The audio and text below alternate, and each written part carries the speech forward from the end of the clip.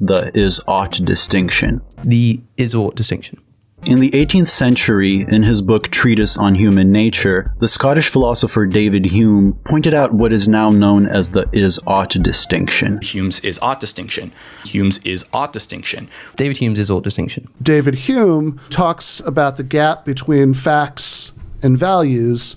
It has a bunch of different names. The is-ought problem, the is-ought fallacy, Hume's law, Hume's gap. It refers to how there is a difference between claims about how the world is and how the world ought to be, facts and values. Because ought claims do not describe the world, they cannot correspond to how the world is, and therefore cannot be addressed by empirical science. Homosexuality used to be in the DSM.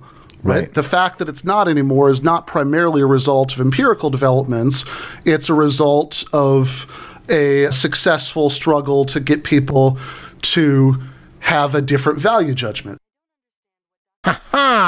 He makes the famous is-ought argument, that you can't get an ought about the world, you ought not to murder, from simply observing facts in the world. It's just what is. It's not an ought. Sometimes I give this illustration, particularly on a college campus. You can't get this ought from biology. You only get an is. This is what happens. How do we have moral obligations if there is no authority to say you ought to behave this way? You don't get moral obligations. So if you're discussing with your atheist friend, your atheist buddy, the Christians are all evil for doing blah, blah, blah. Oh, really? Evil for doing blah, blah, blah. Now, you as an atheist materialist believe that everything just is, just matter, emotion, it just is. But now you're going to tell me about morally binding rights and wrongs. There is no right and wrong if everything just is. That was David Hume's point centuries ago as an atheist skeptic. They need to argue that moral facts can exist, that moral truth just exists, period. That's the ontological piece. And then the epistemic piece is we need to know how to find it, both of these. If both of these depend on a theistic God, it would be incoherent to try to argue for one without the other. Although, of course, I'm not going to argue that here because that would be, don't allow them to continue disbelieving in God. So Hume, I feel bad because one of the very few shortcomings of my philosophical undergraduate education was that I was at a Catholic university and Hume was the bad guy. Well, this is ironic because then appreciating David Hume, presumably that's because he moved in the wrong direction, right? And he should have figured out and enjoyed David Hume from our position, right? We have the correct view of David Hume because we can understand him as the consistent atheist, the consistent skeptic who's interested in pointing out that justification is just not going to work anymore if we're going to be empiricists. And 99.9% of the atheist materialists are rank naive empiricists. That's the position. You cannot derive an ought from an is. No ought statement can be logically derived from is statements. No normative or prescriptive statements can be derived from descriptive sentences. There's no description of the way the world is that can tell you how it ought to be. It's an actual law of logic that you can't derive a should conclusion, a moral or political conclusion from purely factual premises. You can't get to, oh, this is what we should do from premises that are just about facts. Merely knowing the objective facts about something does not tell you how to implement those facts in your life. That's actually a gap. Because of this, Hume believed that ought claims could never be derived from is claims. Claims about how we should act could never be derived from claims about how the world is, because these are fundamentally different domains. I actually think he is bang on correct with that. I don't think you can get an ought from an is. You can't do it. You can't, because you just don't have the information at hand. It's not possible. People argue about that. Sam Harris, for example, argues he believes that we can come up with a scientific morality. I don't believe that because I don't think that you can make rational judgments about value. Well, to start with the is-ought bit, most people in science and philosophy, as you know, believe there really is a disjunction between is and ought. Up to the area that I think more concerns me, and it is the area we've disagreed about in the past, which is the status of things like ethics in the natural order.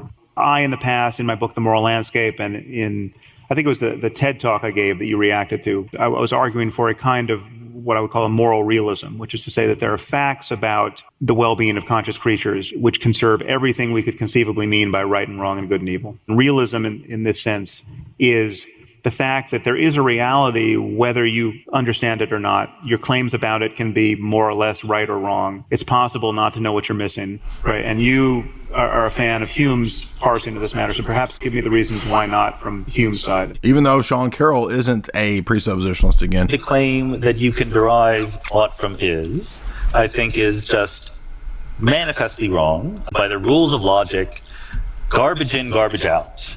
Values in, values out, facts in, facts out. By using the rules of deductive logic, you cannot derive conclusions about properties that did not somehow appear in the axioms or the premises from which you did your logic. How can there be any sort of proper functioning under naturalism, moral naturalism, right? If there were some things we truly ought to do, to most of us theists, this looks like a category error, right? Discovering, okay, how can we figure out what we ought to do as opposed to what is? And how is this compatible with the naturalist epistemology? Hume is right. I've bent over backwards trying to figure it out. At this current point, I can't get around it, and I think he's absolutely right. So I kind of buy Hume's argument that you can't derive an ought from an is. Now, that's a problem. There's this old idea of David Humes, and David Hume. David Hume. David Hume. David Hume. David Hume. David Hume. David Hume. Hume. David Hume. Hume. Hume. Hume. Hume. Hume. David Hume. David Hume. At one point, he wrote, you can't derive an ought from an is. That's actually not true. David Hume did not say that, and I really need to dispel this urban legend. Hume never said that phrase, first of all. What he did say is he says that the priests who claim to get an ought from an is aren't showing him how they do it. Theologians from the Middle Ages, he was talking about the scholastics. And all these people talk about is this and is that, or is not that and is not these other, and then all of a sudden imperceptibly the talk switches to ought or ought not, thereby doing something that seems inconceivable. How do you actually jump from facts to values? He was decrying the fact that so many scholars and theologians in his time would move smoothly from is to ought. Hume's moral philosophy builds upon his empiricist theory of mind, responding to two types of argument. The theological one, that argues that morality comes from God. It may be legal to sell something for more than it's worth, but divine law leaves nothing unpunished that is contrary to virtue. Therefore, we should be honest in our business dealings. And the rationalists, that argue that morality is a product of human reason. Life in the state of nature is nasty, brutish, and short. Without absolute governance, people would kill and steal all the time. Therefore, we ought to submit to absolute governance. Hume was also a naturalist in two ways. He didn't believe morality had any religious, supernatural, or spiritual foundations. But second, he believed that humans had a human nature. That is, something that we are wired biologically with. So he didn't say you couldn't do it. He was just saying that they weren't doing it. In every system of morality, which I have hitherto met with, I have always remarked that the author proceeds for some time in the ordinary way of reasoning, and establishes the being of a god or makes observations concerning human affairs, when of a sudden I'm surprised to find that I meet with no proposition that is not connected with an ought or an ought not. Well, God says you have to behave this way, and it's like that, you can't get the conclusion from that premise. How do we get the ought out of that is? It doesn't work. You got to do it some other way. For as this expresses some new relation or affirmation, 'tis necessary that it should be observed and explained. But as authors do not commonly use this precaution, I shall presume to recommend it to the readers, and am persuaded that this small attention would subvert all the vulgar systems of morality. And then immediately after he says that, he goes on to do it himself. And he comes up with his social theory of moral sentiments, where he's driving an ought from an is. So he clearly doesn't think you can't do it. He was also a moral sentimentalist. Reason is and ought only to be the slave of the passions. Dr. James Anderson, who is the Carrol W. McMurray Professor of Theology and Philosophy, as well as Academic Dean for Global and New York at Reformed Theological Seminary. Yes, we're really excited to speak David Hume. It's a polemical matter. And I think, James, you really nailed it with this book, talking about David Hume, yet at the same time approaching him from the authority of Scripture and specifically Reformed vantage point. Really, it was just a name. I couldn't say that I was particularly familiar. It was only later as I became interested in Christian apologetics. And Hume is interesting because of my interest in Christian apologetics. It dovetails with other interests that I have in Christian apologetics. So I thought maybe I could do something distinctive with the book, more of a reformed and presuppositionalist approach to understanding and critiquing Hume. Oh, yeah. Hume's argument is complicated. It's too complicated. It's far too complicated. Philipa Foot was a philosopher who lived from 1920 until 2010. She was the inventor of the trolley problem. The trolley problem is more than just a philosophical thought experiment coined by Judith Jarvis Thomson in 1976. Philipa Foot first proposed the tram case in 1967, using it as a small part of a much larger discussion on the ethics of intent, thinking about the difference between what we plan to happen and what happens as a result of our plans. Things really took off for this thought experiment when the philosopher Judith Jarvis Thomson used it in her 1976 paper, Killing, Letting Die, and the Trolley Problem. We're going to talk about one of the most important and somehow neglected books of modern philosophy, in my opinion at least, and that's Philipa Foot's Natural Goodness. She essentially says, look, it's time to stop thinking of human beings as non-animals, as somehow exceptions in the animal world, as analytic philosophers have done since the beginning of the 20th century. This notion that moral oughts are somehow in their own category and they're completely separate kinds of things for any other kind of fact that concerns human beings. I'm Stephen Hicks, professor of philosophy at Rockford College. Dr. Rasmussen is expert in political philosophy and ethical theory. If we understand normative ethics to ask two questions. First, what, if anything, is inherently good? And two, what ought I to do? Then normative ethics is concerned with trying to answer those questions and develop theories about that. Now, metaethics is the enterprise that examines the theories that try to answer those two normative questions. The questions of metaethics then are about those theories, and there are two questions here. First, is there moral knowledge? In other words, do the ethical theories really amount to telling us what could possibly be true or false? And secondly, the question is, how do these moral theories use their ethical terms? How is the word good used? What does it mean? So you've got normative ethics and you've got metaethics asking questions about the theories that normative ethics has. Let's say we end up answering the first question, is there moral knowledge, in a negative way. Then we're saying that what these theories say about morality are not a matter of knowledge. In the history of ethics, there's a large contingent of people that actually are non-cognitivist. But if you're a cognitivist, then you say, well, no, there is moral knowledge.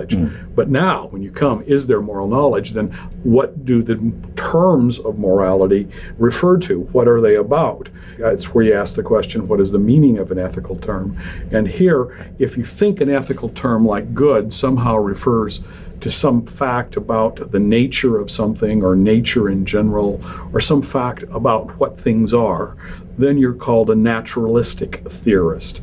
If you think that there's no reference to any item or to anything in nature or the nature of things, then you're a non-naturalistic theorist. That's roughly what the distinction's about. Philipa Foot, at least in her book, Natural Goodness, to put her on the landscape here, so to speak, she is both a naturalist and a cognitivist. Yeah, she's a naturalistic theorist and a cognitivist. So it means that she says, yes, there is moral knowledge.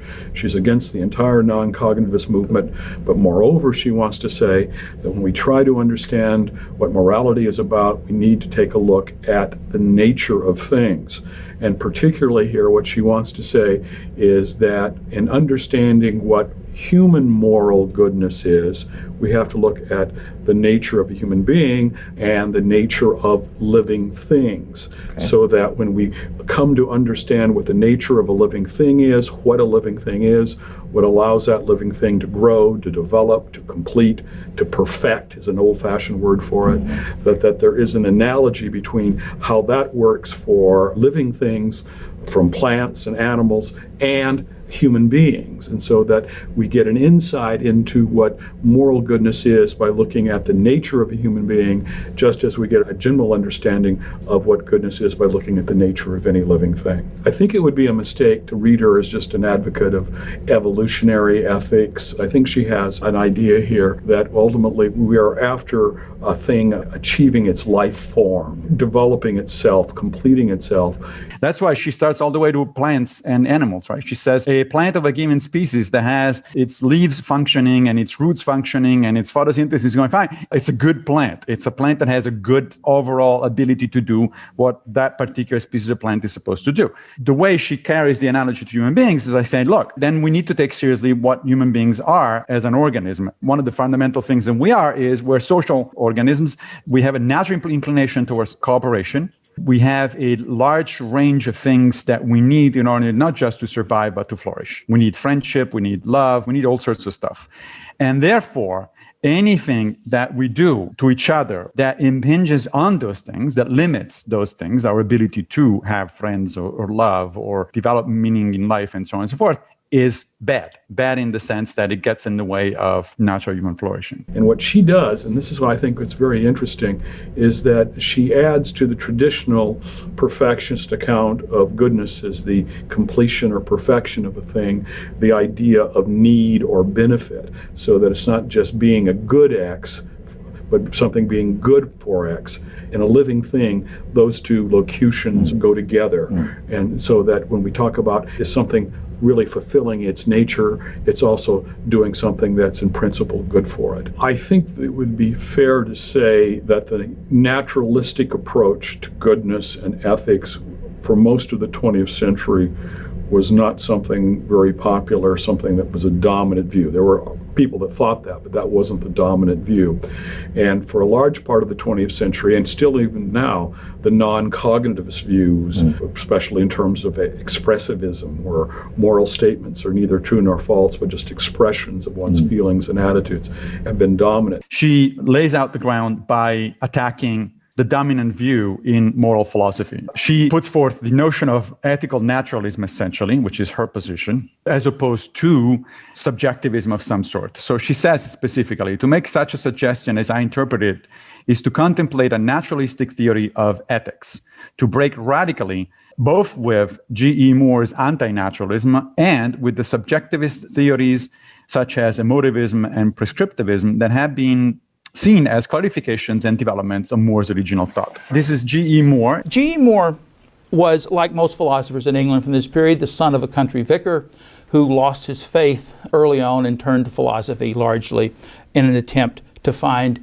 some substitute. He becomes one of the most important and influential philosophers in the 20th century. He, along with Bertrand Russell and Wittgenstein, dominate English-speaking philosophy in this tradition for the first half of the 20th century. He also is an incredibly naive philosopher, and certainly there's kind of innocence about him that contributes, I think, to his philosophical work. He tells a story in his autobiography that as a 16-year-old boy on a beach vacation, he ran across a itinerant evangelist and was converted to a kind of evangelical Christianity.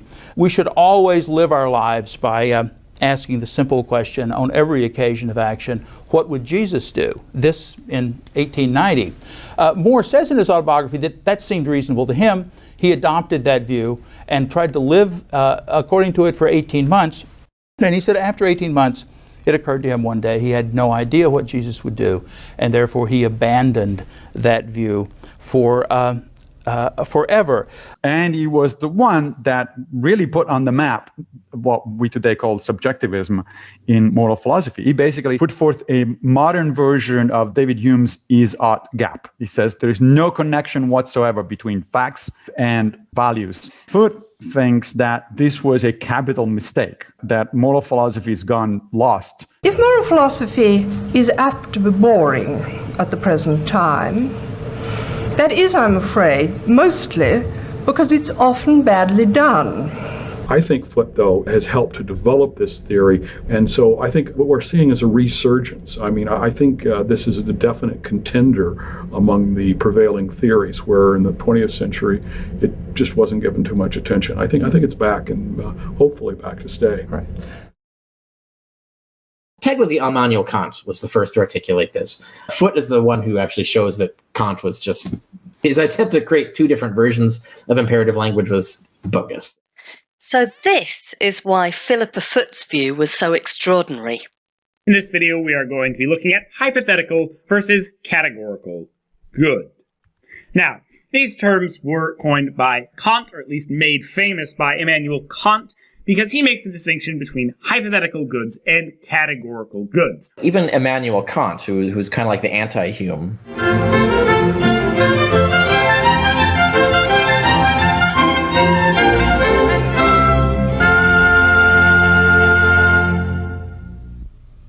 Kant's moral philosophy is a reaction to the kind of skeptical, reductive, naturalistic approach to philosophy, to morals, to politics that was characteristic of David Hume. Kant admitted, like he says, actually you can get an ought from an is. When you do that, it's called a hypothetical imperative. Kant's hypothetical imperative. Or Kant's hypothetical imperative. There's nothing inherently wrong or irrational about ought statements. We use them a lot when describing conditional if-then scenarios that depend on what a particular person wants or feels, referred to as hypothetical imperatives. And so he completely granted, he even proved that, yeah, you get oughts from an is all the time, but he was personally offended by that concept that morality might be a hypothetical imperative. This bothered Immanuel Kant enormously.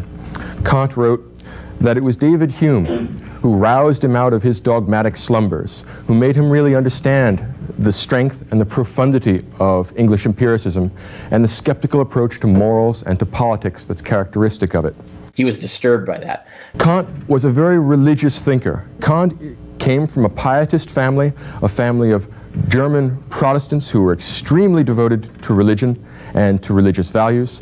Kant is a strong religious believer, in contrast to Hume. And when he saw Hume's moral theory, at first he tried to refute it and was unable to. And he spent 11 years reading Hume, trying to work through it. One only engages in an 11-year reading project of the same philosopher if he bothers you a great deal. And this bothered Kant enormously. It seems to imply that God's justice, that the ultimate divine moral law, is an illusion or a myth, doesn't apply to human beings. Hume suggests to us that morality is really a branch of anthropology, and this bothered Kant tremendously. He said, I cannot stand to see morals brought to the level of a wretched anthropology.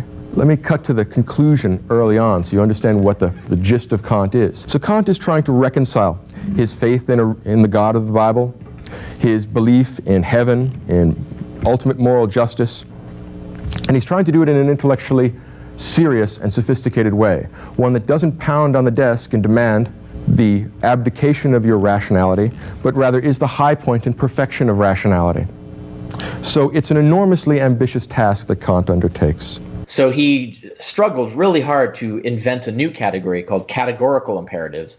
Kant's formulation, his universal algorithm for the determination of the good or evil of an action, is called the categorical imperative. You've probably heard about the categorical imperative, Kant's basic rule for all of morality.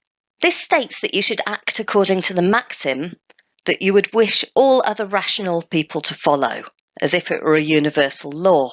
One of the formulations is you should will to be moral that which you would be comfortable being universally practiced, basically. Whatever behavior you think is right, if everybody did it and you'd be okay with that, then that's moral, right? This is the golden rule dressed up in its logical Sunday best, right? But what does he mean when he calls it the categorical imperative? It means that it's absolute and universal. There are no exceptions to it, and everyone must obey. An unqualified rule about what every person ought to do regardless. She thought that Kant was wrong about the categorical imperative. Part of the idea of a categorical imperative is that it sets morality completely apart. It makes it a totally different kind of ought from other oughts.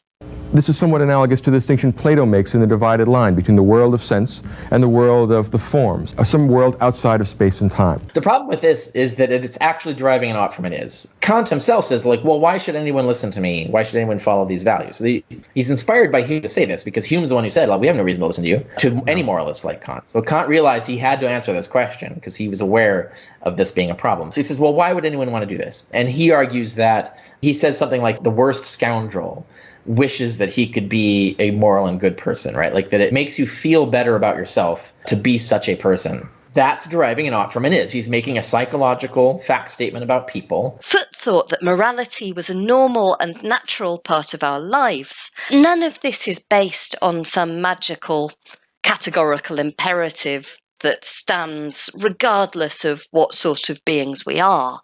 It's all a feature of our makeup. And this is the reason why a lot of immoral people are delusional. They actually have to have false beliefs to convince themselves that they're moral people. If they were to face the truth, the actual reality of the thing, they would be disgusted with themselves. They would realize that they have become the very kind of person that they hate, and they would have to hate themselves. So people can avoid that with delusional systems of false beliefs. That's one thing that Kant wasn't aware of, or at least if he was aware of it, he didn't incorporate it into his system. But he's the first to actually do an analytical study of what does ought language mean. Before writing Natural Goodness, Foote wrote this landmark paper. What she basically said was that when we say you ought not to exercise violence on other people, that sounds like some kind of a very strange, very unusual kind of statement. That's exactly what Moore was saying. The moral statements are completely different from anything else you can say about human beings. But Foote says, if you want to be a thriving member of a human society, then you should not go around assaulting other people. It is, in fact, prudential. It is, in fact, about instrumental rationality, practical rationality. So morality, moral reasoning for Foote is a type of practical reasoning. So we can contrast the categorical imperative with hypothetical imperatives. These are still things that we say that you have to do or that you should do. But that's only if you want to achieve some end. Foote thought that we should think about morality as a system of hypothetical imperatives. So we can understand hypothetical imperatives using sentences of the form, if you want this, then you should do that. As a hypothetical imperative is, if you want outcome A, then you ought to engage in behavior B. And it's simply a consequential argument that the best way to achieve a certain thing is this certain behavior. So if you want that thing, you have to do that behavior. If you want something, then do the following. It's a hypothetical imperative. It all depends upon that first part of the clause. If you want X, go do Y. If you want to do X, then do Y. And that does follow. A way to really translate the word ought into another sentence would be, what you ought to do is what you would do if you were reasoning rationally and had all the correct facts of the matter. It is what you will do when you are reasoning without fallacy from true facts about the matter. And that's all that ought is. When you say you ought to do something, you're really just saying you would agree with me that this is the best course of action if you understood all of the reasons for why you ought to do this. But people will skip all of that and say, well, I'm just saying you ought to do it and you should just listen to me. You have to get the ought from the is. It's not that you can't do it, but you do have to do the hard work of actually doing it. If you want to make a sandwich, then you ought to get some bread. So if you want a cup of coffee, reason can tell you that the right means by which to do that is to pour yourself a cup. If you want to get a drink of water, go out to the water fountain. If you want to get a cup of coffee, go out to the coffee machine. If a surgeon wants to save a heart patient, he ought to sterilize his instruments. Everybody agrees that's true, and everybody agrees that its truth comes from two facts, two ises. One is about the facts about germs and sterilization of instruments. And the other fact is about what is the actual goal of the surgeon, right? So and that is a fact of the matter. Like what the surgeon actually wants to accomplish is a fact. And what actually will accomplish that is a fact. And so that's how you get an ought from an is. Hume's claim was that the oughts and shoulds get smuggled in. You have to add something that you want. You have to add a goal, say, and then science can tell you how to reach that goal. But the goal is something that the value-laden goal is something that you are smuggling in. That's right. So Hume should have been my hero all along. You might get moral sentiments. You might get this idea that love is better than murder. but you're not obligated to obey love is better than murder if there is no authority beyond us. It's just an opinion that you have. Now, how is he going to pull a rabbit out of his metaphysical hat and find something that everybody ought to do under all circumstances, today, tomorrow, last year, in China, in India, on the North Pole, on the moon, everywhere? Because morality consists of those imperatives that supersede all other imperatives, morality derives from the goal that supersedes all other goals. That's what Aristotle did. Aristotle figured this out already over 2,000 years ago. He said, like, well, look, you can talk about the things that you want. And you ask, why do you want those things? And there's usually some reason. Like, you want one thing to get another thing. You want money so that you can live comfortably. Or, there's always, you want to work because you want to make money so that you can live comfortably. There's always a reason. And he says, well, if you keep interrogating these things and you get down to it, what is the one thing for which you do everything else, but you don't do for any other reason? You do only for itself. And he called it eudaemonia, which is, sometimes gets translated as happiness. I think that's kind of a mistranslation. It's more of a constant state of being, or something to be achieved that exists throughout your life. When you are satisfied with who you are and how you're living, that's eudaemonia. And so Aristotle says that morality is about getting to that, because you would not trade that for anything else, like nothing else. Like you would not want to be dissatisfied and super wealthy if you had the option to be poor and satisfied. Like if that option was available, you would choose it. Like if you really understood the facts of the matter, you really could compare the two lives. That's why satisfaction, life satisfaction and personal satisfaction, is the supreme goal that supersedes all other goals. And that's why morality derives therefrom. And if people want to see the syllogistic argument, the peer-reviewed argument for this, I have that in The End of Christianity, which is the edited volume by John Loftus. Literally, the parts of the word translate into well and spirit. This has given rise to other proposed translations of living well, the good life, or flourishing, or just having your life together. Well-being is the language that Sam uses. Oh, I don't. Sad. No, because if you chop off my head, that is clearly not good for me. You said that wouldn't be in accordance with your well-being. It's not an obvious fact.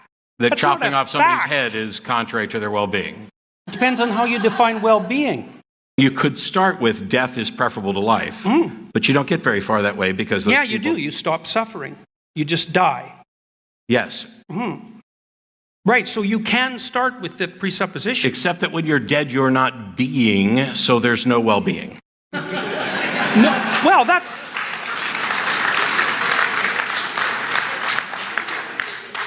So you're not skeptical about those claims?